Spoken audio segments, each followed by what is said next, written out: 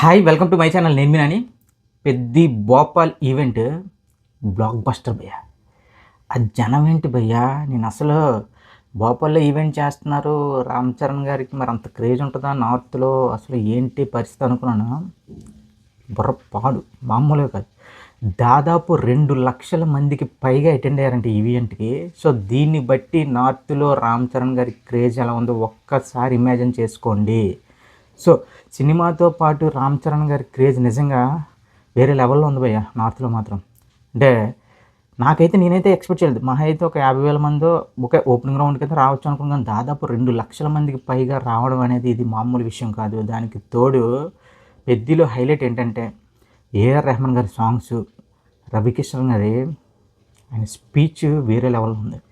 ఇంకా రామ్ చరణ్ గారి విషయానికి వస్తే మెగా ఫ్యామిలీలో డిఎన్ఏలో ఉంది కదా, స్టేజ్ ఎక్కితే అన్నీ మర్చిపోతారు వాళ్ళు. ఎవరు ఈవెన్ డైరెక్టర్ పేర్లు గుర్తుండో ఇవి గుర్తుండో. లాస్ట్కి మన రామ్ చరణ్ గారు బుమ్రా గారిని ఫుట్బాల్ ప్లేయర్ చేశారు.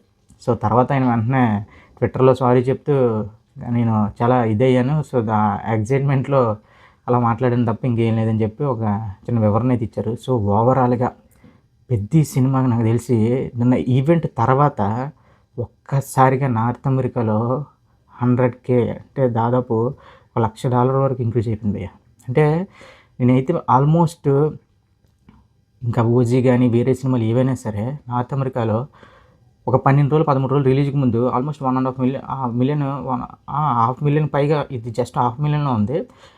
ఓజీ అయితే 1.5 మిలియన్ వరకు కొట్టింది. సో ఏంటో నార్త్ అమెరికాలో ఎంత స్లోగా ఉంది బుకింగ్స్ అనుకున్నాను. నిన్న ఈవెంట్ తర్వాత రాత్రికి రాత్రి $1,00,000కి పైగా టికెట్లు అమ్మాయి. సో దీన్ని బట్టి చూస్తుంటే పెద్ద ఓపెనింగ్స్ మాత్రం వేరే బీభత్సమైన లెవెల్లో ఉండబోతున్నాయి. చాలా క్లియర్గా ఉంది.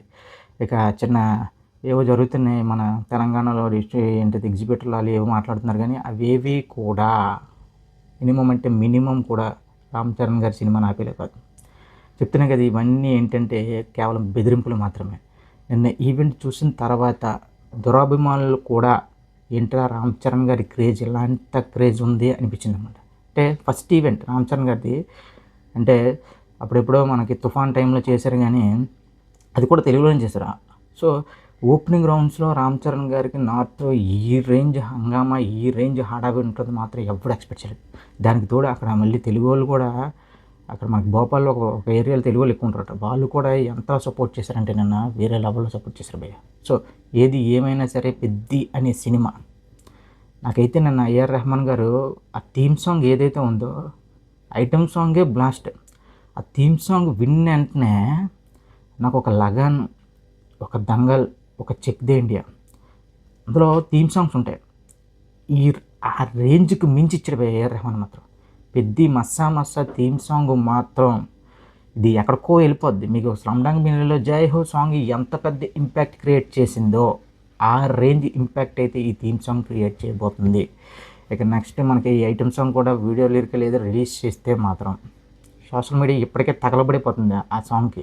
సో ఇప్పుడు వీడియో కూడా రిలీజ్ అయితే అందులో చిన్న చిన్న హుక్ స్టెప్స్ ఏమైనా కనబడితే మాత్రం ఇంక వేరే లెవెల్ ఉంటుంది భయ్య. అసలు ఏంటి భయ్య క్రేజ్ ఏంటి భయ్య, అసలు నేను అంత క్రౌడ్ మాత్రం నేను అసలు ఎక్స్పెక్ట్ చేయలేదు. దానికి తోడు చాలా హీట్ ఉంది నిన్న భోపాల్లో. సో ఇవన్నీ చూస్తుంటే పెద్ద సినిమా పెట్టబోయే లెక్కలు మాత్రం ఎవరి అంచనాలకి మించే ఉంటాయి. ముఖ్యంగా ఇప్పుడు తెలంగాణ ఇష్యూ ఎంతవరకు సార్ట్అవుట్ అవుద్ది ఏంటి అనే విషయాల మీద ఇప్పుడు చాలా వరకు కేవలం ఇది కక్షపూర్తిగా మాత్రమే చేస్తున్నారు. ఎందుకంటే ఆంధ్రాలో ఎగ్జిబిటర్లకి, థియేటర్లు, ఓనర్లకి వెళ్ళని బాధ ఓన్లీ తెలంగాణలో ఎందుకు వస్తుందో నాకు అర్థం కావట్లేదు.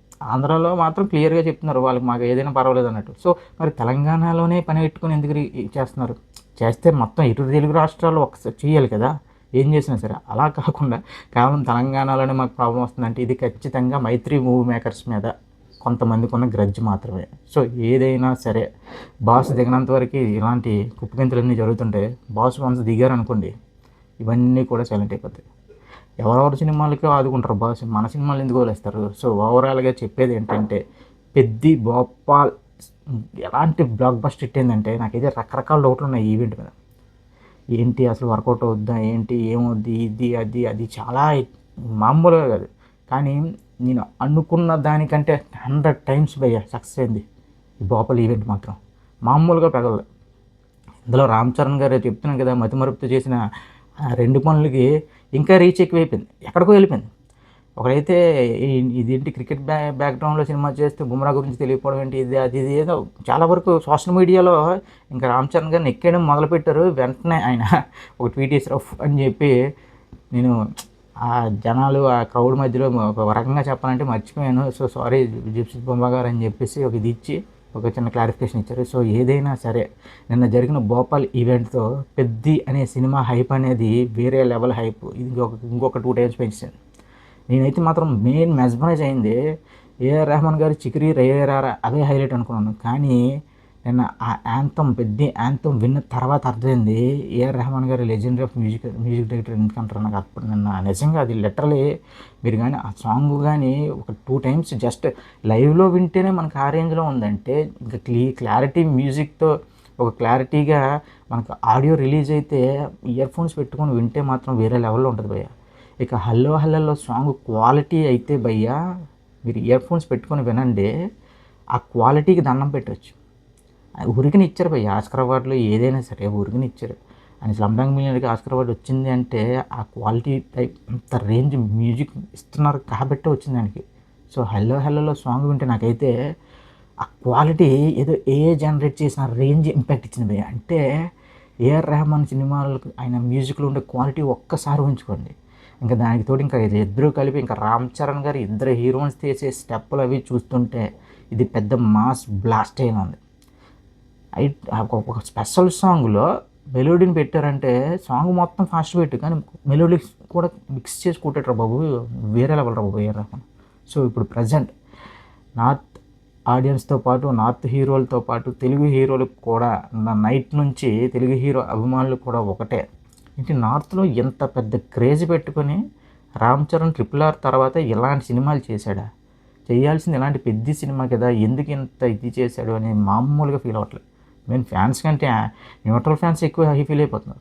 అల్లు అర్జున్ గారు అభిమానులు కానీ వీళ్ళందరూ ఏంట్రా బాబు అతను క్రేజ్ అంటున్నారు. సో ఏది ఏమైనా సరే పెద్ది భోపాల్ ఈవెంట్ పెట్టిన ఆ బ్లాక్ బస్టర్ సెలబ్రేషన్స్కి ఈ సినిమా హైప్ వేరే లెవెల్లో ఉంది. Day 1 మాత్రం మనం ఇంకా మీరు ఎక్స్పెక్ట్ చేయలేని నెంబర్స్ చూస్తాం.